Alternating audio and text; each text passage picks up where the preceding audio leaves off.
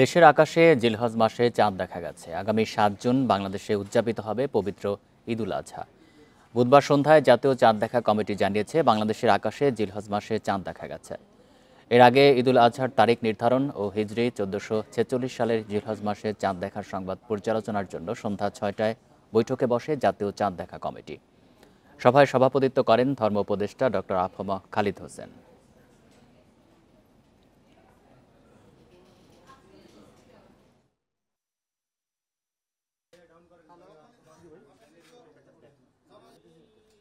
বাংলাদেশের আকাশে পবিত্র জিলহজ মাসের চাঁদ দেখা গিয়েছে।